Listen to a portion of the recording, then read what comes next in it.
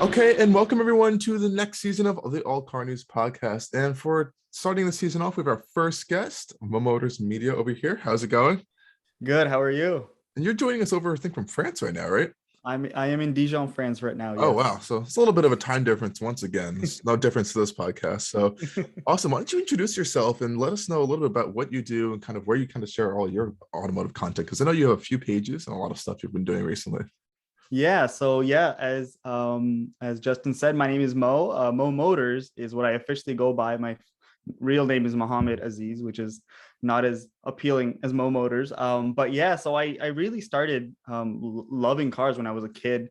You know, the first toys I ever had, I remember this very clearly. It was a white Dodge Viper with blue stripes, and I used to like carry that around with me as a kid everywhere I went.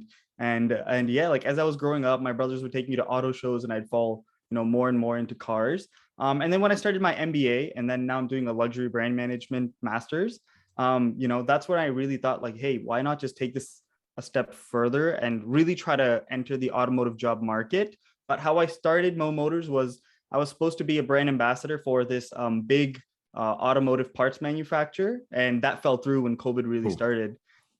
Got me really, really sad. And I yeah. said, hey, why not just use TikTok as a platform to start having fun with it. So, primarily I'm on TikTok. I've got almost 80,000 followers. Hopefully this week I hit that mark. I'm on Instagram as well, and a tiny bit on YouTube, although I don't really focus a lot on YouTube. It's mostly TikTok. And on there, I post car reviews, car news, comedy as well. Like I love doing comedy. A lot of my stuff has gotten like millions of views for some reason. I can't believe people are really interested in the dumb stuff I do sometimes. But yeah. Yeah, awesome. No, definitely. I've seen some of your TikToks and they definitely do have a lot of views. I think people love that stuff on TikTok as well. I Yes. think it's a great way to engage.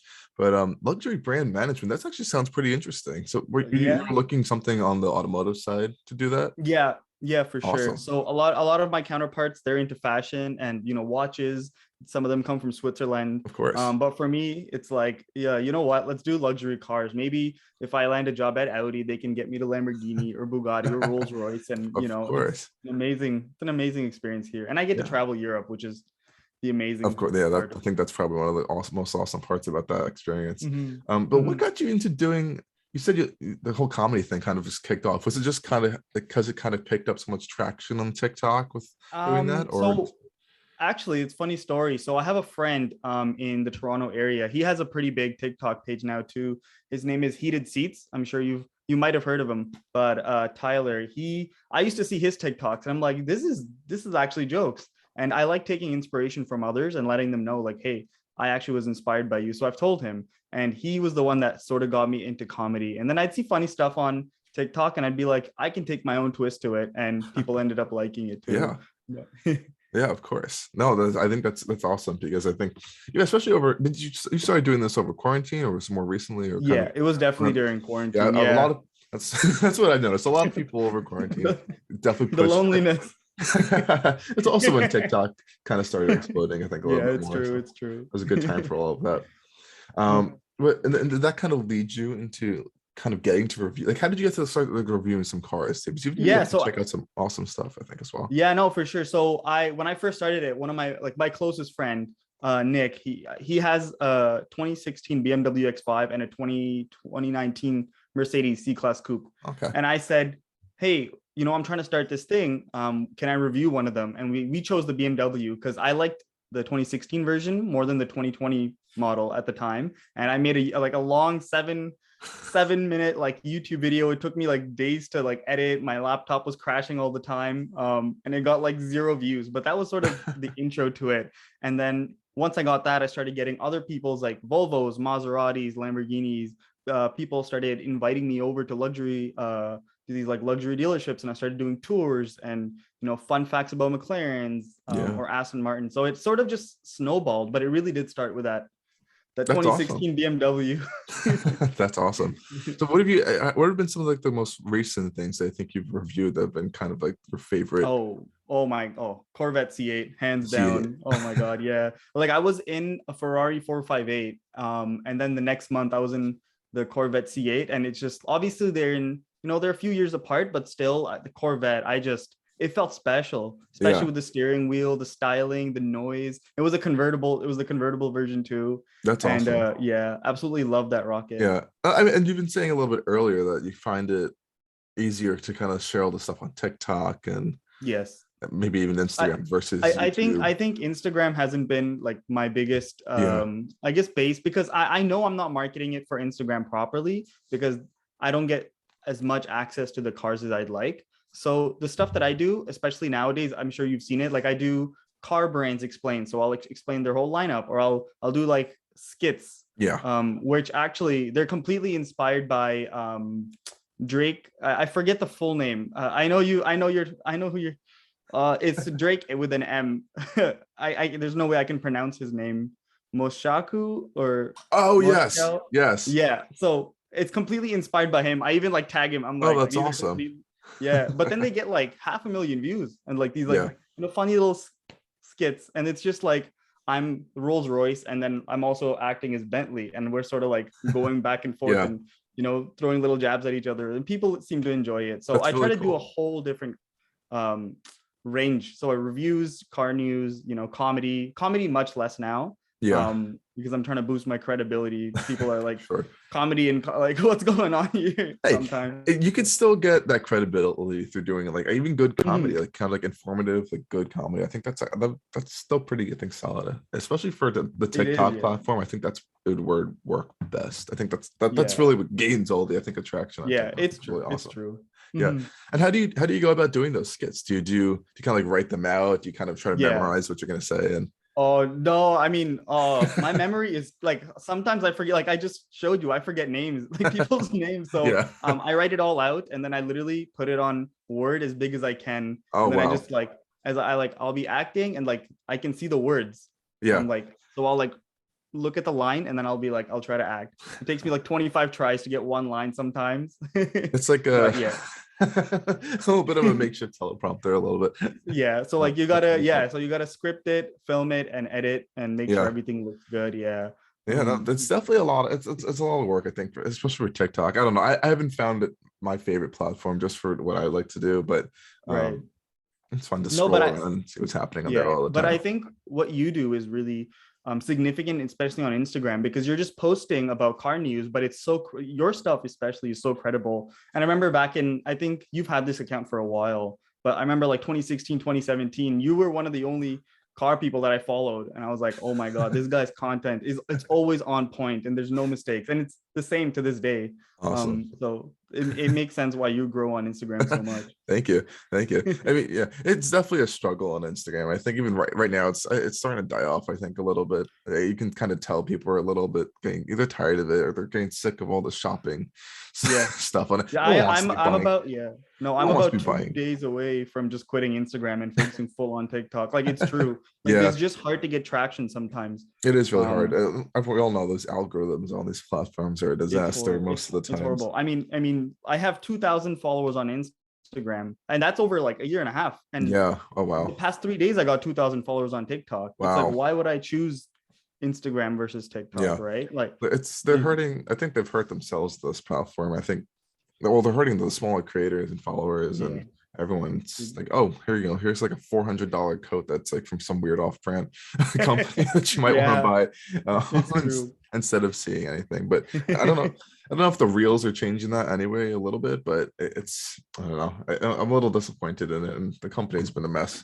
Yes. I really don't get how the reels work. Like for TikTok, like I'll know, hey, I created something that's actually really good and it'll end Yeah, up getting 200,000 views. First of all, that's mind blowing, but it's like I did put like 15 hours of work into yeah, this video.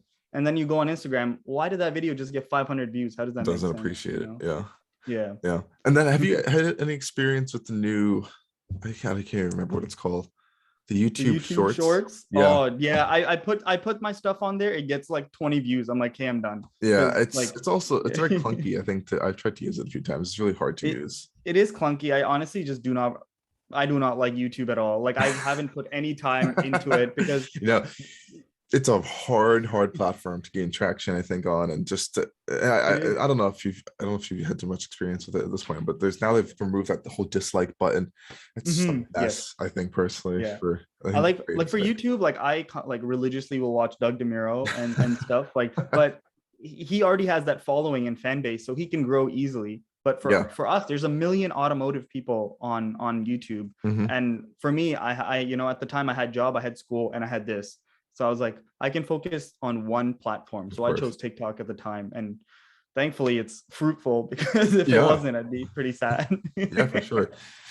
Switching tides a little bit. So YouTube, what do you watch? Do you watch, like, you said Doug DeMuro, but what other, there's a lot of automotive like people on YouTube, but like what kind of do you Yeah. end up watching or something on there? So I'm also a huge Formula One fan. Oh, Huge, awesome. like Okay. religious watcher. Not in the past month, I'd say, because of some of the things the FIA Oh, has done. yeah. But so all the F1 videos, Donut Media, Doug Mhm. DeMuro, of course, like Top Gear, anything I can get my hands on that I've Yeah. been watching. Chris Fix It just for fun, Oh, because yeah.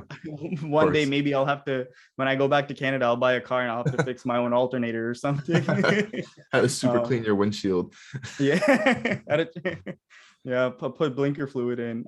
Yep, definitely. Yeah, but I love YouTube because you learn a lot more than TikTok, and it's Yeah. geared towards what you want.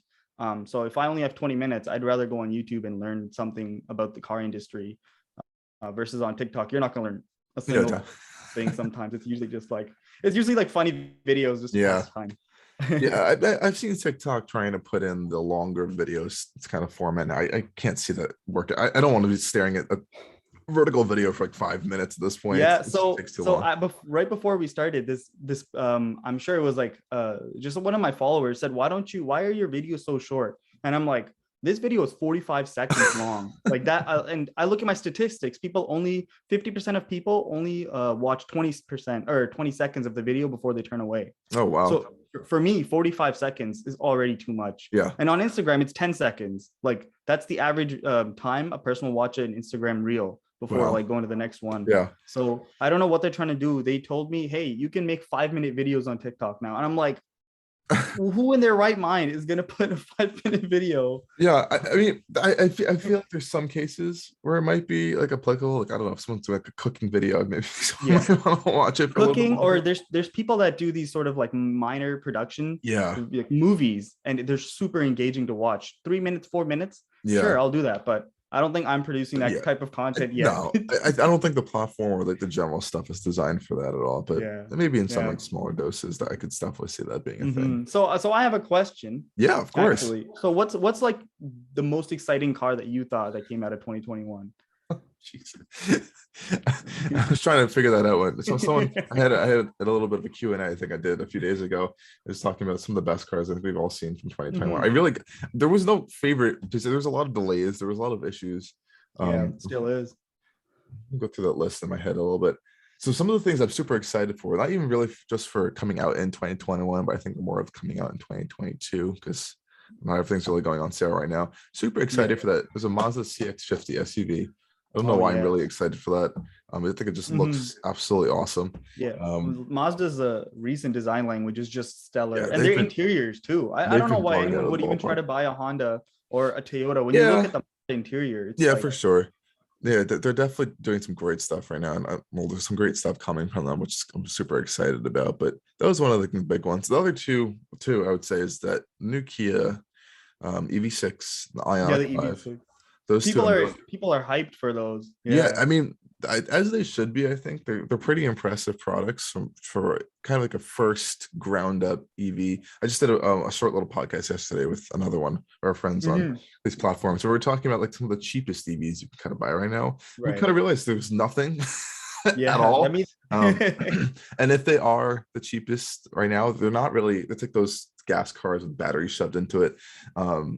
There's the Mazda MX-30, it's called. It gets like 100 miles of range. It's like $36,000. Sure, you can get that tax credit in the US.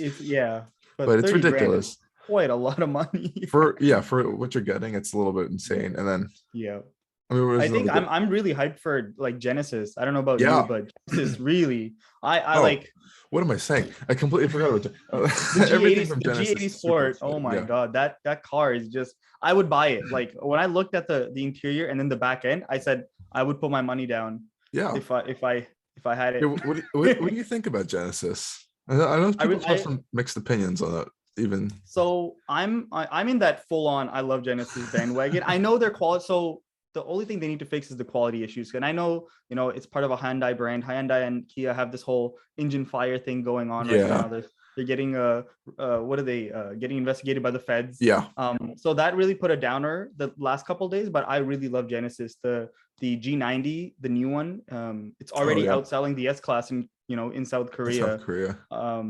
In terms of orders, they got 12,000 in one day. That's crazy. The G80 Sport, I mean, like I said, I would buy it right away. Yeah. They have that little crossover that they just released, The the GV electric one. Oh, the GV60. Yes. The GV60. Yeah. That I wouldn't. That's just pathetic. But I really don't like it. I've heard. But, there's been some early reviews. There's a great guy who actually does some videos out of Korea. So he gets everything hands on, but he does everything in English, which is really awesome, I think, and Korean. So he kind of like tries to pinpoint like the American markets, and he even talks about like all the EPA numbers too, because he gets everything so early and so soon. So he's been actually testing that GV60 around, and I've actually grown to like it a lot more than I think in the pictures kind of showed. really, a little bit. The pictures look kind of awkward. Yeah, but what it's really cool is like that car, the EV6 and the Hyundai Ioniq, all are kind of like on like the same architecture, if you want to say. And he's done all of them at this point. He said they're all completely different.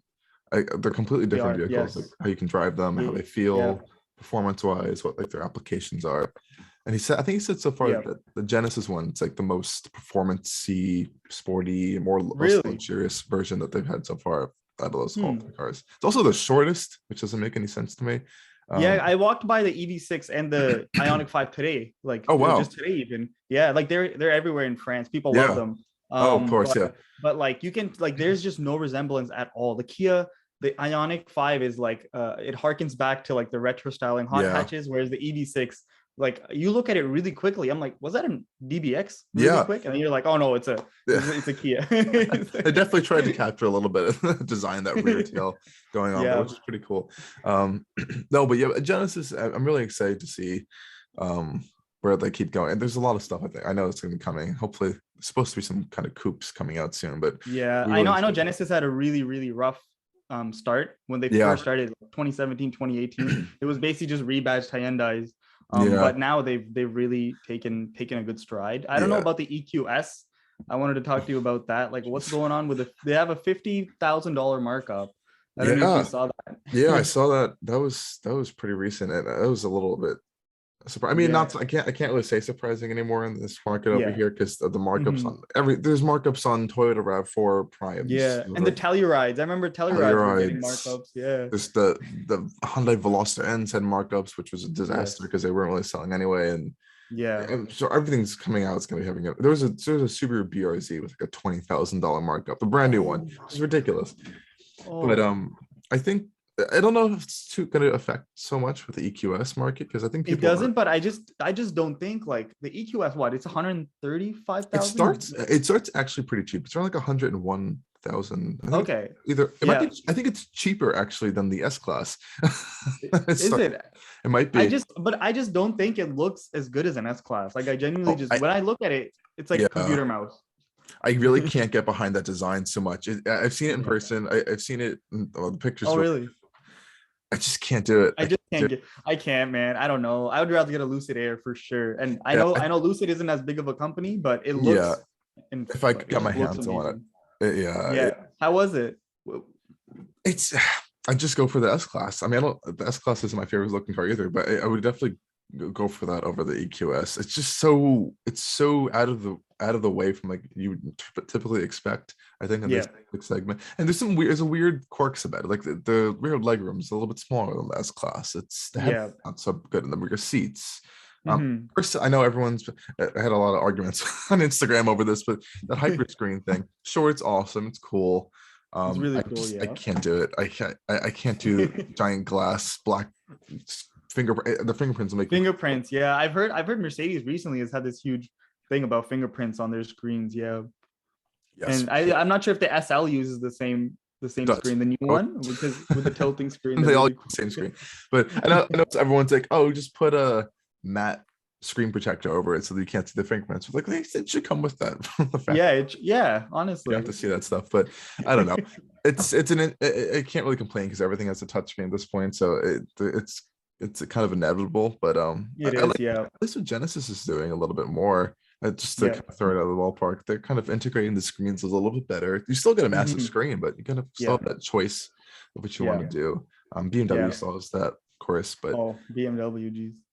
the new X, whatever, the X8M, whatever it's called. It looks crazy. It looks like a Skoda and Angry Birds like pig. yeah. Like, What do you think about BMW, what they're kind of doing right now? And so I unfortunately haven't gotten my hands on a lot of BMWs. Okay. I kind of like the 2 Series. Yeah. And then when I saw your video on that red M3, was Oh it yeah. the Toronto red one? Yeah. That I was like, okay, wow, I like the big grill now with the red. I just don't know what they're doing with the iX. And I don't get why. Like, it doesn't look like a BMW when you first look at it. I feel like their philosophy is changing a little, but it's not a bad thing. They're still going to sell really well. That Yeah. X8M is going to sell really well. Yeah. I just think they're going away from what the traditional and going for more revolutionary design language. I think what they're losing a little bit is the raw enthusiast performancey side. I think they're going to try to reintroduce that with these upcoming CS or CSL models they're coming out with. Yes. They're supposed to be pretty hardcore, but I think in the general theme, they're going a little bit more luxury and more mainstream. All these other cars are getting a little heavier. They're getting a little bit. They're not slower at all, actually, but heavier and kind of more luxurious. You have more features, you have more options and everything. So they're kind of trying to introduce that. I mean, they have to kind of compete with the other ones, other brands, and especially the German brands. But at least with I just think their interiors are they all look the same. Those interiors, God. and they do all look the same. They're all pretty much identical. So like for Mercedes, like sometimes you look at it and you're like, I know exactly which class that is. And it's a progression. But for BMW, I look at an X3 or like an X7, and I'm like, I couldn't tell really quickly. I couldn't tell. You would think that, generally that most of the stuff's the same. There are like these tiny little, changes, but I know the iX is coming out, and that finally has something completely different. I'm waiting to see one of those hands on, but from what I've heard and what I've seen, it's still a bit of a huge controversial design, but I heard it's way better. Of course, everyone says, "Oh, it's better in person. It's better in person." But I think it does. Yeah, they're saying that like that grill is not like anywhere near as big as the pictures make it out to seem. Yeah, I think I saw the Forest Auto reviews. He had a video on the iX, and when I saw it like not in rendered pictures, I was like, okay, this looks really nice. And then he showed some of the features of the interior, that the crystal elements. I said, okay, the interior seems really impressive, actually. So I'm super excited to kind of check that out. Just the 4 Series, I think they got to rehash that a little bit. Nobody is buying that 4 Series at all. Really? Well, like from what I can tell, like in Toronto, everyone loved the 4 Series. The previous generation. But when I was there, 2 years, I would only see like 2. Oh wow! Like the new 4 Series, it was like. Like I feel like people just aren't into it. I know they've been pretty hot over here because the dealership I used to work with, they've been selling pretty well, and now they have the 4 Series. People seem to be more interested in the Grand Coupe, whatever they call it, 4 Series. I think it looks a little bit better. They changed something on the front end too, so I think it looks pretty good. So I'm kind of excited to see that. But I was looking back actually at BMW's history, because everyone's like, oh, BMW was never this crazy, but you know what? They were. They've always been crazy, actually. They've always been doing some kind of outlandish designs. So I guess it's kind of keeping a theme with them. It's just more so, I think, than I kind of like it. Like, good for them for trying, Yeah, and everyone's like, oh, they're gonna fail. Oh, they're gonna that's all the comments. Their sales have never been better, actually, and they're going up, and there's good for them. Yeah, they're doing great, I think so. Oh, you know what's embarrassing though? Lamborghini, the Countach, the new Countach. I'm not sure if you have any ratings on that. I kind of like it. It's kind of like a money grab. But I know the initial designer of the Countach, he came out and said, oh, this is horrible. You're making money off my previous designs. What is this? What's going on? So, which I found just absolutely hilarious. But I think Lamborghini is killing it. Well, recently. There's a lot of backstory to why they're doing all these kind of like access products off the Inventor platform and all these additional special edition models is like, but mostly Volkswagen doesn't really want to fund them much anymore. They're kind of focusing so much on EVs and everything that Right. they were going to try to sell Lamborghini off.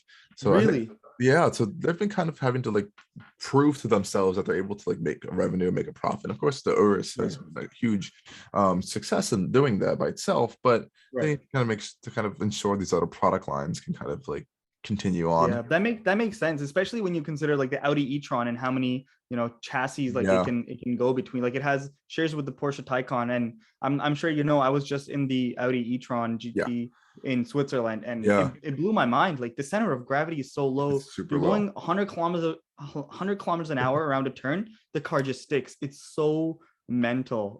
And just like the Porsche Taycan, you couldn't even almost tell that they're related, but yeah, they both have they're amazing quite a little platforms. bit different. I got to check out the e-tron too. I really did enjoy it actually. I loved how you can really it kind of almost does feel like a sports car. You can get low, really low in the front seat, kind of get into it.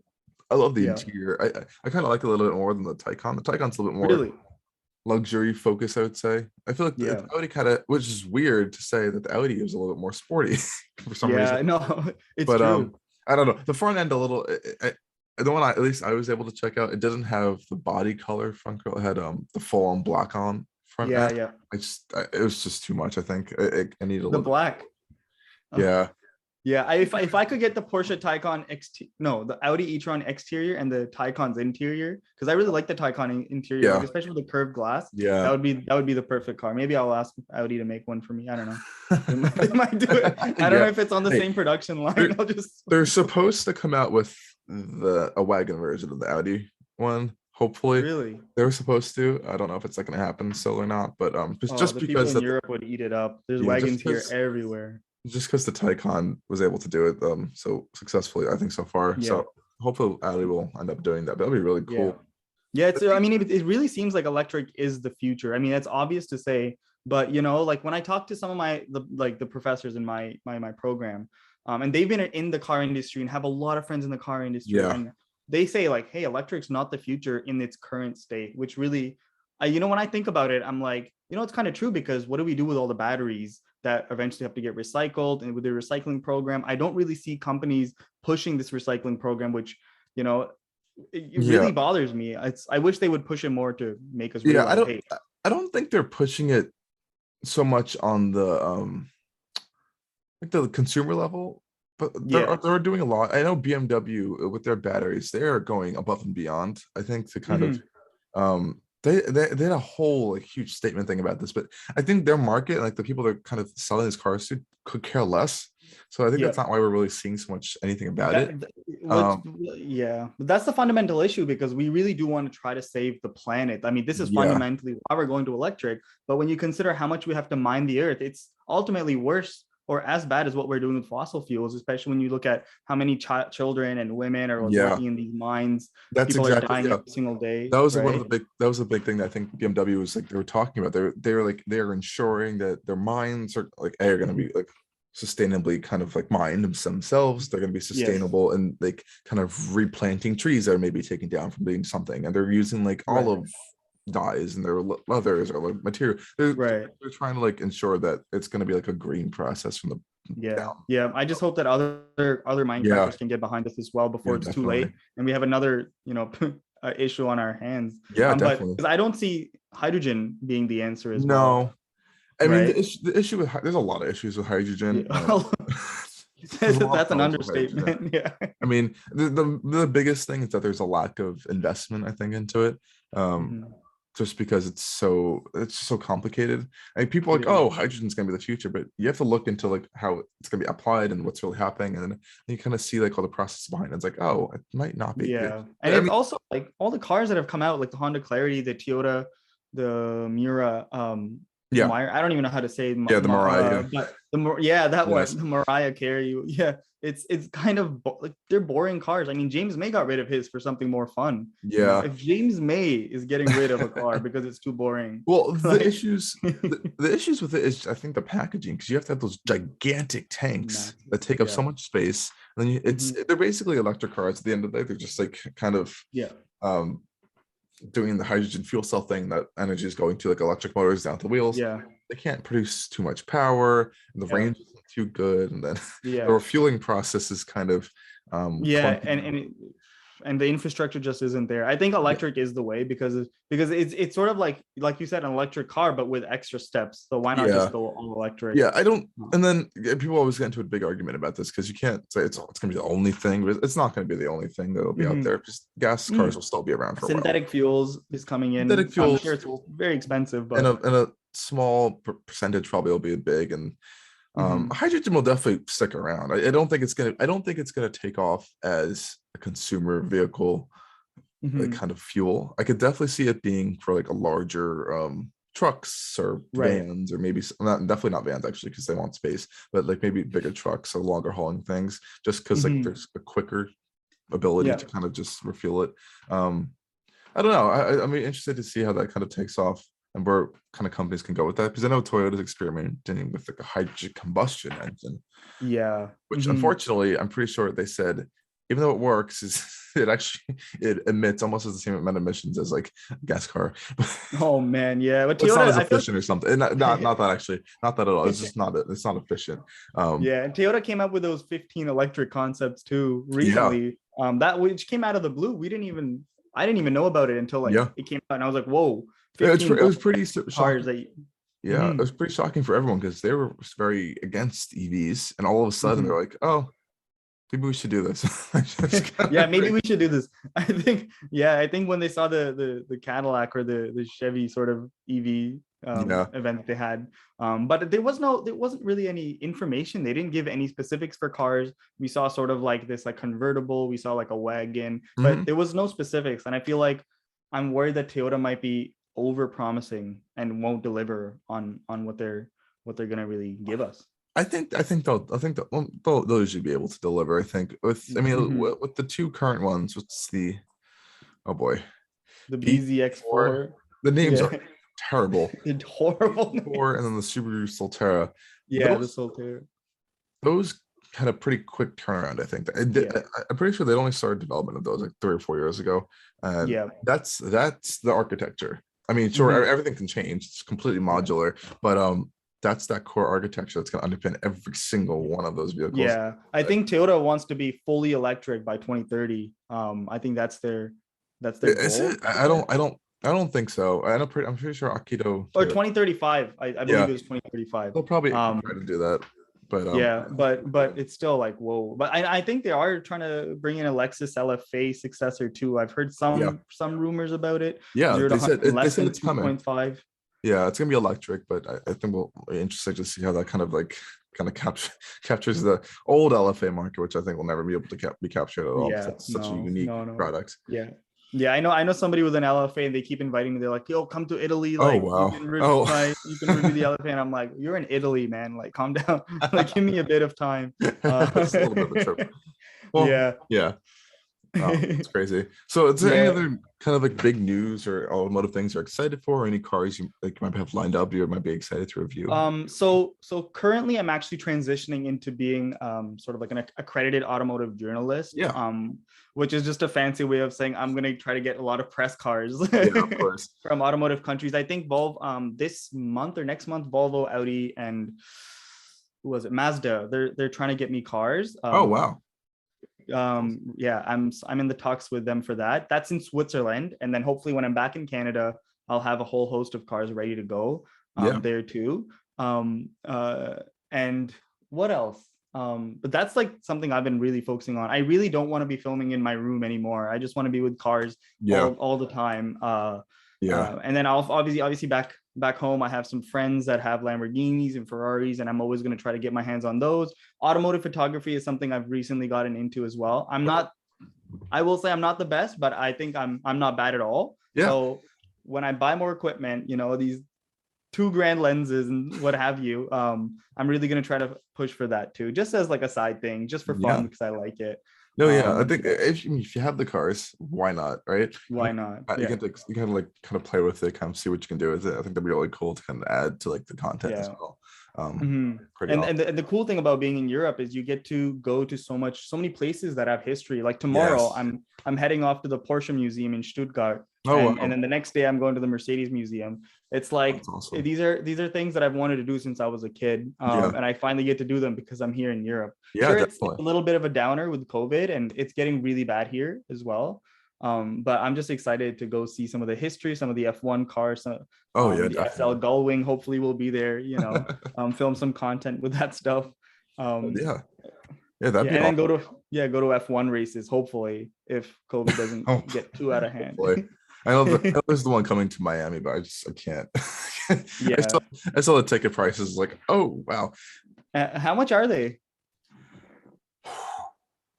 I, I don't know if it's like 1,000, but it's like hundreds of Oh it's my. it's not even just the ticket prices that you're gonna have to factor in, because you're gonna have to stay somewhere and you're gonna have to, Mhm. and just Miami, at least in general, is crazy expensive with It's everything crazy too. expensive. Yeah. I Yeah. think the only one that I can really go to is Imola or Monaco. And Monaco, I'll have to sneak Oh, into someone's balcony. yeah. Like in terms of timing, because I leave a day after Monaco ends, like the race. Oh, okay. I come back to Canada. And then Imola, I can go to because it's pretty close, but they're not selling tickets. So it's like Yeah. nothing's working out for me to go to an F1 race. And even though I'm Yeah. literally in Europe, There's so one in Montreal, I believe.